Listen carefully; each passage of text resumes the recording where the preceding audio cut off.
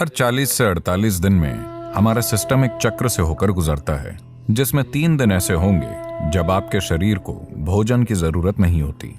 अगर आप शरीर को ये छुट्टी देते हैं तो ये आपकी सेहत के लिए और आपके शरीर के काम करने के तरीके के लिए बहुत अच्छा है। यह आपको अनुभव और जीवन के बिल्कुल अलग आयामों में ले जा सकता है।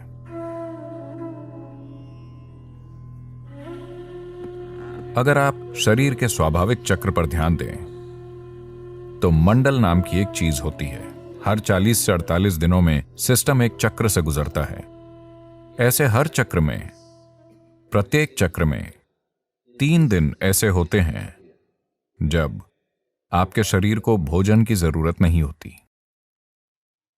अगर आप अपने शरीर के काम करने के तरीके के प्रति जागरूक हैं तो आप जान जाएंगे कि आज मेरे शरीर को भोजन की जरूरत नहीं है और बिना किसी कोशिश के उस दिन आप भोजन के बिना रह सकते हैं। अगर आप इस चक्र पर ठीक से गौर करते हैं तो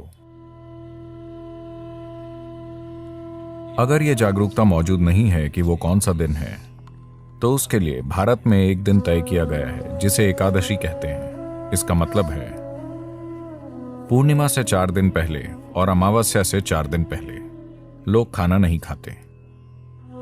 वो सुबह उठते हैं, कोई नाश्ता नहीं, कोई लंच नहीं, सूरज डूबने के बाद ही वो एक बार भोजन करते हैं।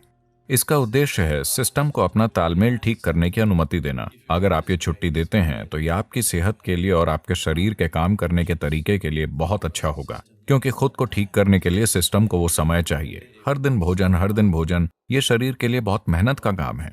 इसे थोड़ी छुट्टी दीजिए।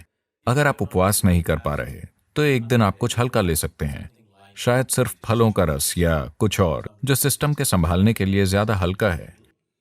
निश्चित रूप से आपका शरीर बहुत आभारी होगा। हाँ, हर दिन इसे पके हुए भोजन से लादना अच्छी बात नहीं है।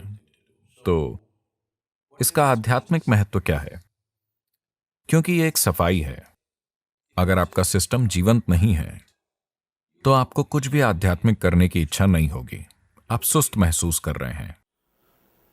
For a meditator, the biggest enemy is sleep.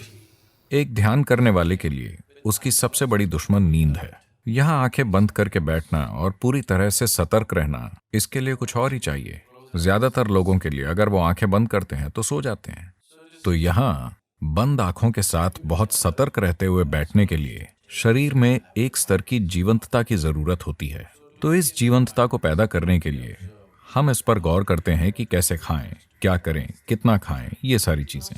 ये आध्यात्मिक नहीं है, लेकिन इससे सही किस्म का शरीर तैयार होता है। अभी अगर आपका शरीर बहुत सुस्त महसूस कर रहा है, मैं आत्मज्ञान की बात कर रहा हूं, तो क्या करें,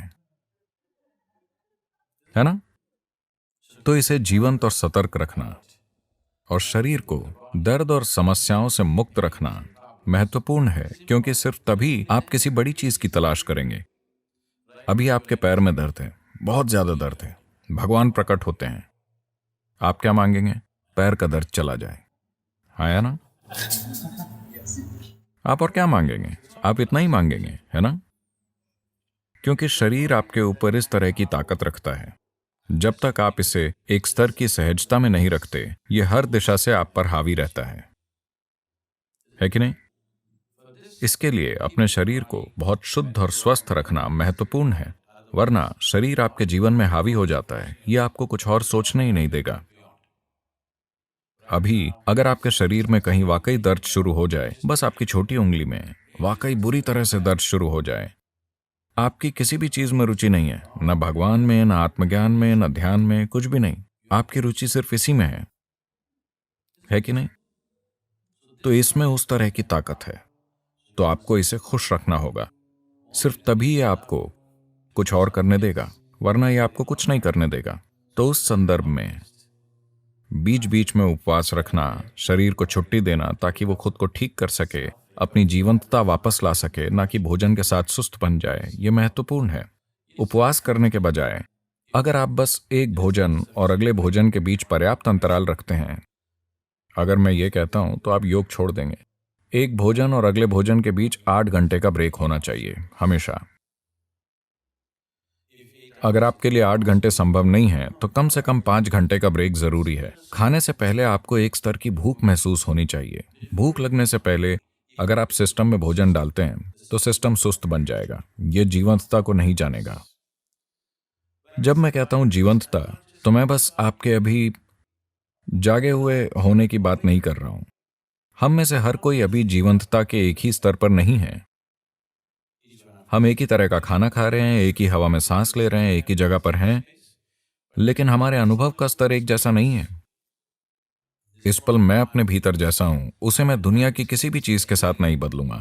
अगर आप मुझे पूरी दुनिया दे दें तो भी मैं सौदा नहीं करूंगा, क्योंकि ये उससे बहुत बड़ा है और ये हर किसी के लिए संभव है। ये सिर्फ इसलिए नहीं हुआ है क्योंकि जरूरी ध्यान और सिस्टम के साथ जो किया जाना चाहिए वो नहीं किया गया। तो इंसानी जीवंतता अलग अलग स्तरों पर कई अलग अलग आयामों में हो सकती है। यह आपको अनुभव और जीने के बिल्कुल अलग आयामों तक ले जा सकती है।